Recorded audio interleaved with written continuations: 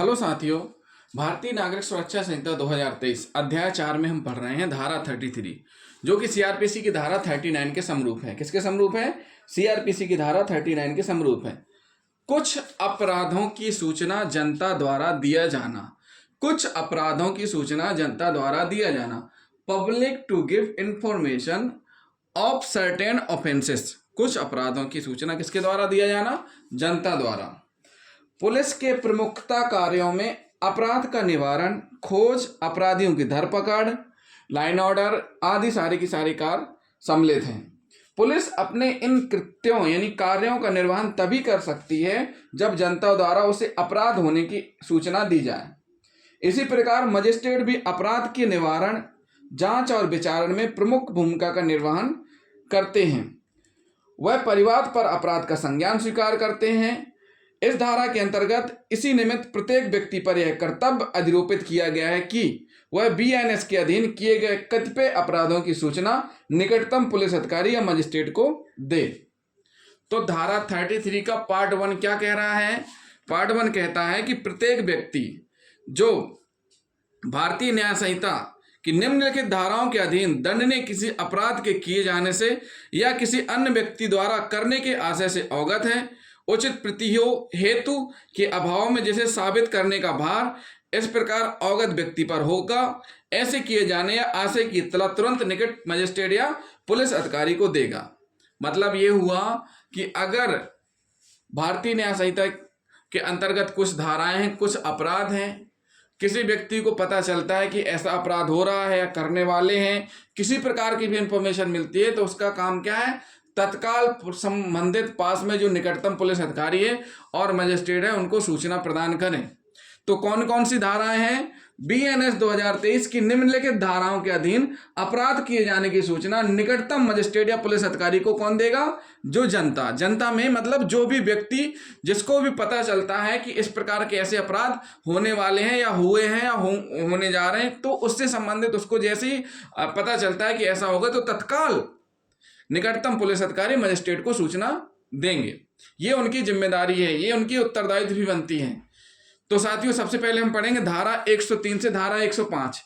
BNS की धारा 103 से 105 के तहत जो दंडनीय अपराध हैं वो कैसे हैं? हत्या के लिए दंड। 103 में क्या बोला गया? हत्या के लिए दंड। 104 आजीवन सिद्ध दोष द्वारा हत्या, मतलब एक ऐसे व्यक्ति द्वारा हत्या जिसने पहले हत्या की है, उसमें उसको सिद्ध दोष ठहराया गया, फिर से उसने हत्या कर दी। आपराधिक मानववध, उसके लिए इस प्रकार की कोई अगर अपराध कर रहा है, इस प्रकार से दंडनीय कोई कार्य कर रहा है कोई व्यक्ति, तो जो भी देखने वाला व्यक्ति है जिसको पता चल रहा है उस तत्काल पुलिस को या निकटतम मजिस्ट्रेट को सूचना देगा। नंबर पॉइंट 2, धारा 111 से धारा 113। धारा 111 जो बीएनएस की है और 113 तक दंडनीय अपराध, संगठित अपराध, छोटे संगठित अपराध, आतंकवादी कृत्य, ऐसे रिलेटेड कोई भी कृत्य अगर किसी के पड़ोस मोहल्ले में या निकटतम घर के आसपास हो रहे हैं तो उनकी जिम्मेदारी बनती है कि तत्काल जो भी निकटतम पुलिस या मजिस्ट्रेट जो भी है उनको सूचना देंगे। पॉइंट नंबर 3, धारा 140 से धारा 144, मतलब हत्या के लिए फिरौती, विदेश से बालक बालिका का लाना, परिरोध करके रखना, दुर्व्यापार करना और जो बच्चों को रखा गया उनको शोषण करना, ये सारे के सारे ये अपराध 140 144 के अंतर्गत आते हैं। अगर इस प्रकार की इंफॉर्मेशन किसी को मिलती है तो तत्काल पुलिस को देना है। जैसे अभी हाल ही में देखा था आपने सीमा हैदर सचिन वाला, तो वो क्या है, विदेश से आई हुई महिला है और उसके बच्चे थे, तो क्या हुआ उसमें तत्काल किसी ने पुलिस को सूचना दी, फिर पुलिस ने उसमें इन्वेस्टिगेशन किया। तो इसी प्रकार अगर किसी भी प्रकार की ऐसी कोई स्थिति बनती है कि कोई विदेश से किसी को लेकर के आया है या विदेश से कोई रह रहा है तो तत्काल उसकी सूचना संबंधित मजिस्ट्रेट या पुलिस को देना है। फिर पॉइंट नंबर 4, धारा 147 से धारा 154, राज्य के विरुद्ध अपराध, यानी जो कोई भारत सरकार के विरुद्ध युद्ध करना, आयुध संग्रह करना, षड्यंत्र, दुष्प्रेरण, किसी भी प्रकार के ऐसे कृत्य करने की कोशिश कर रहा है या उसके लिए प्लानिंग कर रहा है, दुष्प्रेरण कर रहा है, षड्यंत्र कर रहा है जो कि राज्य के विरुद्ध हैं, तो तत्काल निकटतम मजिस्ट्रेट या पुलिस अधिकारी को सूचना देंगे। धारा 178 से धारा 182 तक सिक्कों, करेंसी, स्टाम्प से संबंधित अपराध, फर्जी नोट जारी करना, फर्जी करेंसी, फर्जी स्टाम्प, इनसे संबंधित जो भी कोई व्यक्ति ऐसा कार्य कर रहा है तो उसके संबंध में सूचना पुलिस को दें। धारा 189 से धारा 191, लोक प्रशांति के विरुद्ध अपराध, जो कि ऐसे अपराध जो होते हैं उस संबंध में सूचना देना, लोग शांति भंग करते हैं। धारा 274 से धारा 280 तक लोग स्वास्थ्य, खाद्य पेय का मिश्रण, औषधियों का मिश्रण, यानी जो मिलावटी पदार्थ, मिलावटी चीज़ों को बना करके कोई नई चीज़ बनाते हैं या मिक्स करके नई औषधि बनाना, तो ये कहलाते हैं मिश्रण से संबंधित, खाद्य पेय का मिश्रण। ऐसे अपराध अगर कोई कर रहा है आपके आसपास तो आपकी जवाबदारी बनती है कि तत्काल निकटतम पुलिस अधिकारी और निकटतम मजिस्ट्रेट को सूचना दें। धारा 307, अब देखिए बीएनएस की धारा 307, आप आईपीसी की धारा 307 मत समझिए। बीएनएस की धारा 307 कहती है चोरी करने के लिए मृत्यु कारित करना। चोरी करते समय आप किसी की मृत्यु कारित कर रहे हैं, उस स्थिति में अगर आसपास पड़ोसी के लोग कुछ भी देख रहे हैं घटना, तो उनका जब जवाबदेही, उनकी जिम्मेदारी बनती है कि वो तत्काल संबंधित पुलिस अधिकारी को सूचना दें।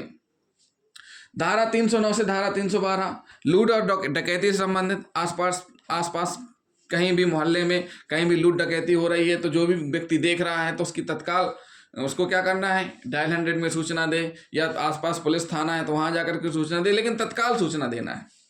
धारा 316 का सब क्लॉज 5 ये आपराधिक न्यास भंग से रिलेटेड है, तो उनसे रिलेटेड अगर ऐसी कोई स्थिति बन रही है तो भी पुलिस को सूचना देना है।